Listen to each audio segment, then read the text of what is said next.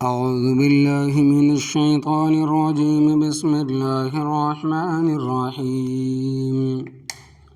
ولله ما في السماوات وما في الأرض ولقد وصينا الذين أوتوا الكتاب من قبلكم وإياكم أن اتقوا الله وإن تكفروا فإن لله ما في السماوات وما في الأرض وكان الله غنيا حميدا. ولله ما في السماوات وما في الأرض وكفى بالله وكيلا. إن يشأ يذهبكم أيها الناس ويأت بآخرين وكان الله على ذلك قديرا. من كان يريد ثواب الدنيا فعند الله ثواب الدنيا والآخرة وكان الله سميعا بصيرا. لفظ ترجمہ. سورۃ النساء پارے 5 آیت نمبر 131 تا 133. وللہ اور اللہ تبارک و تعالی ہی کے لیے ہے ما جو کچھ فی السماواتی آسمانوں میں ہے، وما اور جو کچھ فی الارض زمین میں ہے، ولقد اور البتہ تحقیق،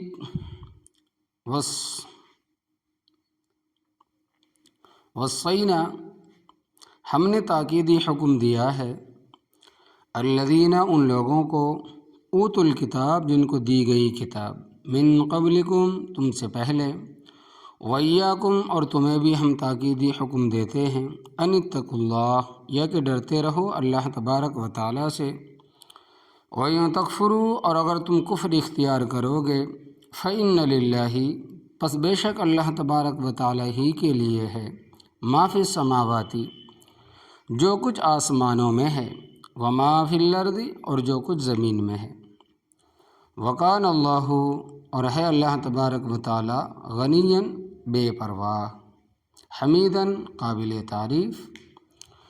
وللہ اور اللہ تبارک و تعالی ہی کے لیے ہے، ما فی السماواتی جو کچھ آسمانوں میں ہے، وما فی الارض اور جو کچھ زمین میں ہے، وکفیٰ باللہ وکیلاً اور کافی ہے اللہ تبارک و تعالی کارساز. ان یشاء اگر وہ چاہے، یذہبکم تو تمہیں فنا کر دے، ایھا الناس اے انسانوں، ویأت بآخرین اور لائے دوسروں کو، وکان اللہ اور ہے اللہ تبارک و تعالی، علی ذلک قدیرا اس پر قدرت رکھنے والا. ما کان یرید ثواب الدنیا جو شخص ارادہ کرتا ہے دنیا کے بدلے کا،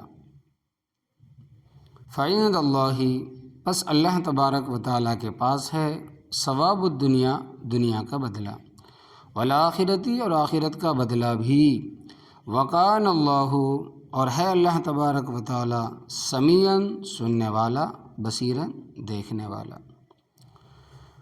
لفظ اللہ، اللہ جل جلالہ کا ذاتی نام ہے. ذاتی کو آپ اس طرح سمجھیے کہ ایک آدمی پیدا ہوا تو اس کا نام رکھا عبداللہ، جو اس کی ذات پر دلالت کرتا ہے، یہ اس کا ذاتی نام. اور اس کے بعد قرآن کا حافظ ہو گیا تو اس کو حافظ قرآن کہیں گے، حافظ صاحب کہیں گے. اور قاری بن گیا تو قاری کہیں گے، عالم بن گیا تو مولوی کہیں گے، اور اگر کتابت سیکھ لی تو کاتب کہیں گے. یہ سب اس کے صفاتی نام ہے، اور عبداللہ ذاتی نام ہے. اسی طرح اللہ تبارک و تعالیٰ کا ذاتی نام اللہ ہے. باقی الرحمن، رحیم، کریم، ودود، متین وغیرہ یہ سب صفاتی نام ہے.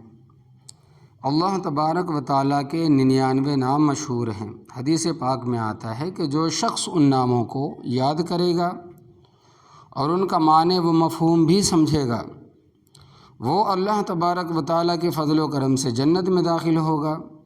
اللہ تبارک و تعالیٰ کا ہر نام بابرکت ہے اور ہر نام میں تاثیر ہے.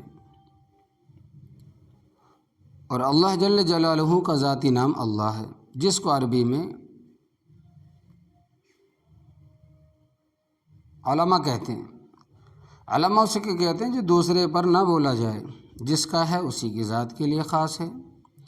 اور لفظ اللہ کی تعریف کرتے ہیں کہ وہ علم ذات واجب الوجود کا، اور واجب الوجود کا معنی ہے کہ اس کا وجود اپنا ہے، کسی کا دیا ہوا ہے نہیں، جس کی نہ ابتدا ہے نہ انتہا ہے، وہ کسی کا محتاج نہیں ہے، وہ ساری کائنات اس کی محتاج ہے، نہ وہ بیمار ہوتا ہے، نہ اس پر کوئی حادثہ طاری ہو سکتا ہے، نہ وہ مرے گا، قدوس وہ تمام عیبوں سے پاک ہے، بالکل مبرہ منزہ ہے۔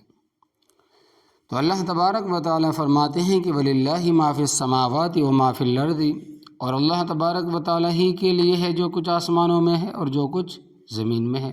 7 آسمان ہے، اوپر عرش ہے، کرسی ہے، آسمانوں میں فرشتے ہیں، چاند سورج ستارے ہیں، اس کے علاوہ جو کچھ بھی آسمانوں میں ہے، سب کا خالق، سب کا مالک اللہ تبارک و تعالیٰ ہی ہے، وہی مالک ہے، وہی متصرف ہے، اسی کے حکم سے سارا نظام چلتا ہے، اور زمینوں کو بھی پیدا کرنے والا وہی ہے۔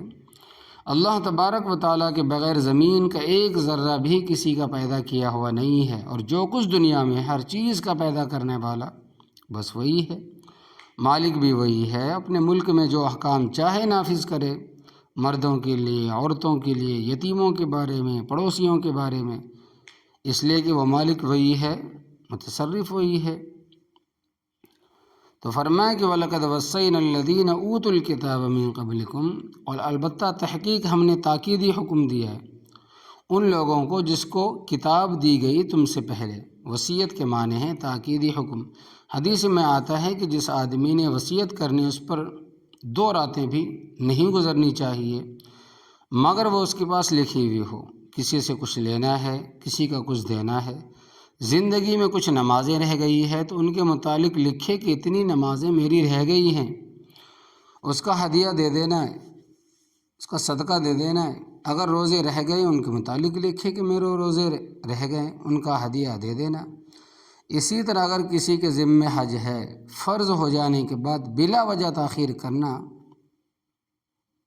بڑا گناہ ہے، اور بلا وجہ تاخیر کرتا گیا کہ فوت ہو گیا، اور حج نہ ادا کر سکا تو مرنے سے پہلے وصیت نامہ لکھ دے کہ میرے ذمے حج ہے جو میں اپنی زندگی میں نہیں کر سکا، وہ تم نے میری طرف سے کرنا۔ اور اگر بغیر وصیت کے مر گیا تو فقہاء کرام رحمۃ اللہ علیہم فرماتے ہیں اگر وارث اس کی طرف سے کر لے یا بغیر وصیت کے وارثوں کے نماز روزے کا ہدیہ دے دیا تو امید ہے اللہ تبارک و تعالیٰ کی طرف سے کہ پکڑ نہیں ہوگی۔ اسی طرح زکوٰۃ اس کے ذمہ واجب الادا ہے تو اس کے پاس تحریر ہونی چاہیے کہ میں نے اتنی زکوٰۃ دینی ہے جو کہ واجب الادا ہے۔ اگر نہیں لکھا گیا تو ان چیزوں کے ادا نہ کرنے کا گناہ الگ ہوگا اور وصیت نہ لکھنے کا حکم الگ ہوگا۔ لہٰذا جن چیزوں کی تاکیدی کرنی ہے 2 راتیں بھی نہیں گزرنی چاہیے مگر وہ اس کے پاس صاف ستھرا لکھا ہوا ہونا چاہیے، اور گھر کے دیانتدار افراد کے علم میں ہونا چاہیے کہ فلاں چیز لینی ہے اور فلاں چیز دینی ہے، اور فلاں کام اس طرح کرنا ہے اور فلاں کام اس طرح کرنا ہے۔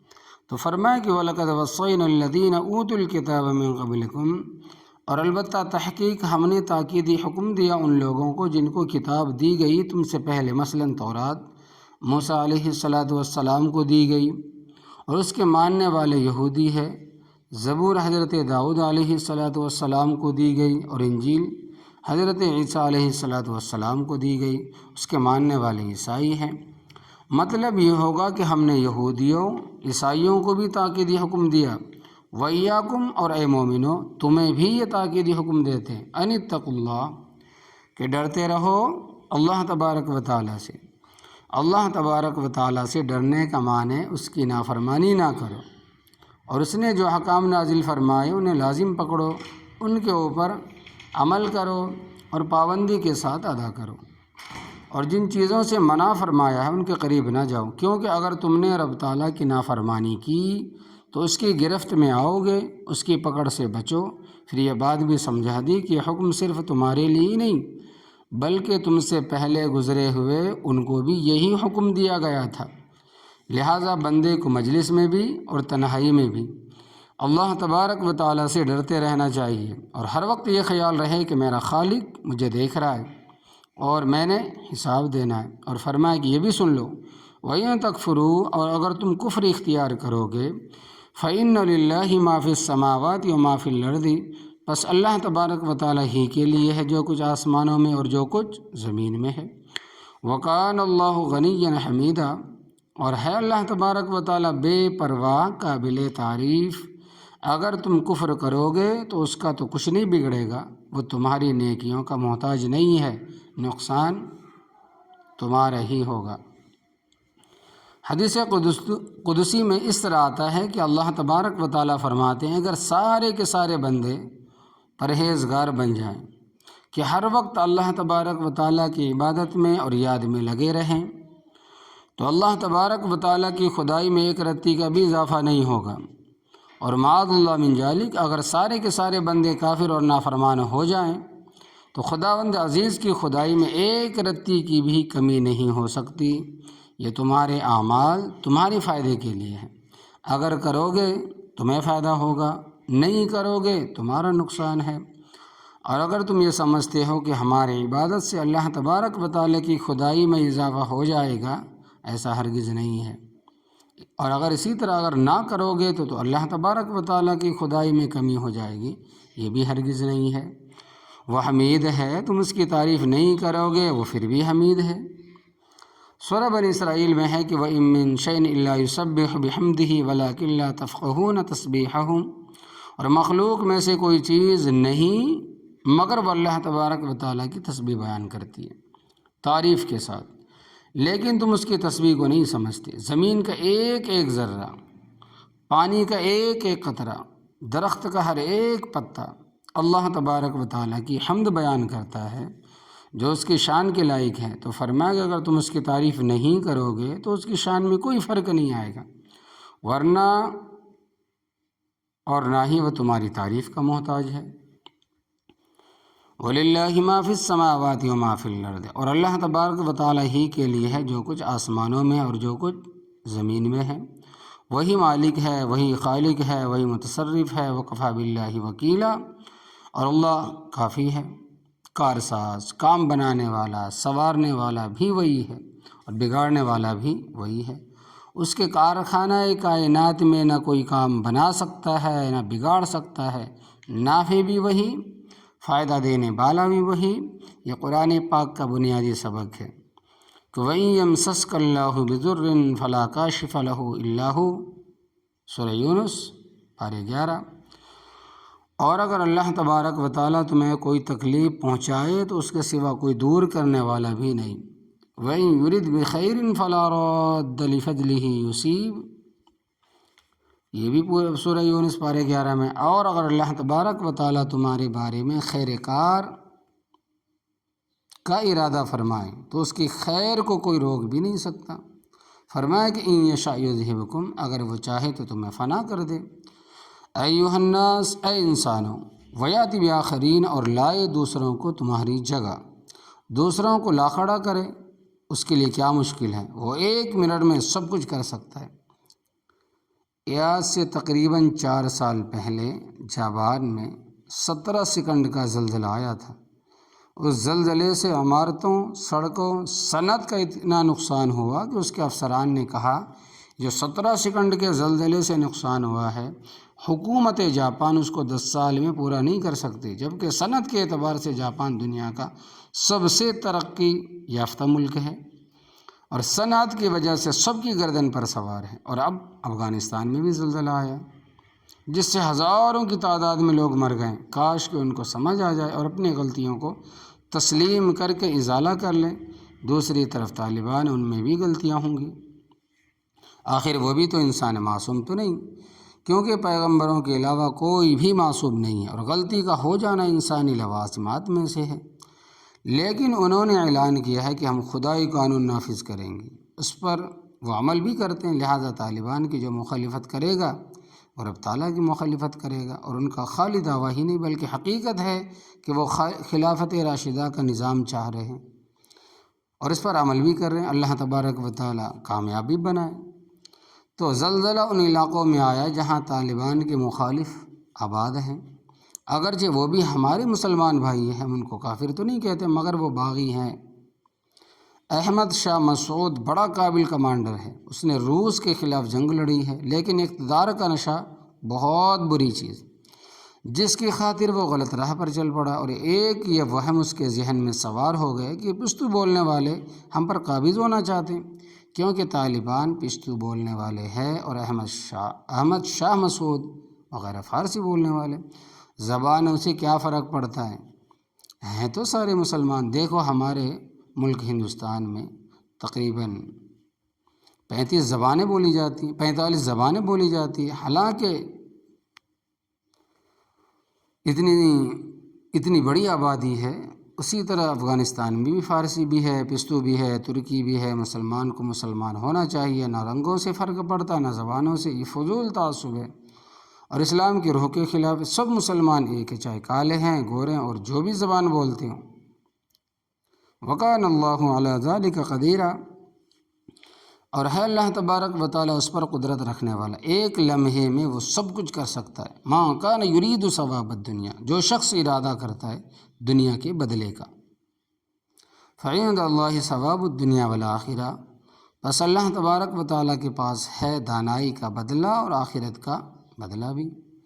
دیکھو جن لوگوں نے چاند پر پہنچنے کی کوشش کی ہے، وہاں پہنچ بھی گئے، اور اب زہرہ پر جانے کی کوشش کریں، یعنی ستاروں پر، ممکن ہے وہاں بھی پہنچ جائے۔ انہوں نے خلا میں آبادی کا منصوبہ بنایا کہ زمین پر آبادی زیادہ ہو گئی ہے، لہٰذا وہاں جا کر لوگوں کو آباد کر دیں۔ یہ چیز ہے، ممکنات میں سے ہے، ہو سکتا ہے، ایسا غیر ممکن نہیں ہے۔ اور یہ بھی ہو سکتا ہے کہ تمہارے وہاں آباد ہونے سے پہلے اللہ تبارک و تعالیٰ تمہارا صفایا کر دیں، کیونکہ تمہاری نافرمانیاں اس حد تک پہنچ چکی ہے۔ اگر آخر کب تک مہلت دے گا؟ اللہ تبارک و تعالیٰ جب ظالم کو پکڑتے ہیں تو اس کی پکڑ کا کوئی حساب نہیں ہوتا، اس کی پکڑ بہت سخت ہوتی ہے۔ وقت قریب آ گیا ہے، ظالموں کی گرفت ہونے والی ہے۔ امریکہ کی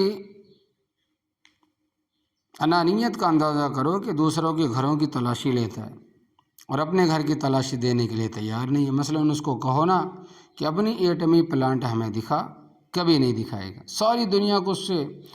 ساری دنیا اس کو کہے کہ اپنی فوجی ٹھکانے ہمیں دکھا، کبھی نہیں دکھائے گا۔ عراق کے پیچھے پڑا ہوا ہے، فلسطین کے پیچھے پڑا ہوا ہے، تلاشی دے بھائی۔ تو کیا لگتا ہے تلاشی کا؟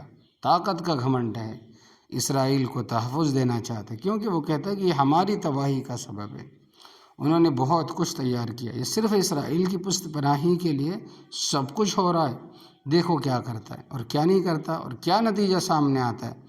لیکن ظلم کی بھی کوئی حد ہوتی ہے۔ وَقَانَ اللَّهُ سَمِيعًا بَصِيرًا، اور ہے اللہ تبارک و تعالیٰ سننے والا، دیکھنے والا۔ تم جو کلمات منہ سے نکالتے ہو، آہستہ یا بلند آواز، سب وہ سنتا ہے، اور تمہارے ظاہر و باطن کے تمام اعمال کو بھی دیکھتا ہے۔ تمہارا معاملہ پروردگار کے ساتھ ہے، اس لیے جو کام بھی کرو اس بات کو پیش نظر رکھو کہ ہمارا رب سنتا بھی ہے، دیکھتا بھی ہے، اور ایک دن اس کے سامنے پیش ہونا بھی ہے، اور اللہ تبارک و تعالی ہمارا حساب بھی لے گا اور ہمیں اپنا حساب دینا بھی ہے۔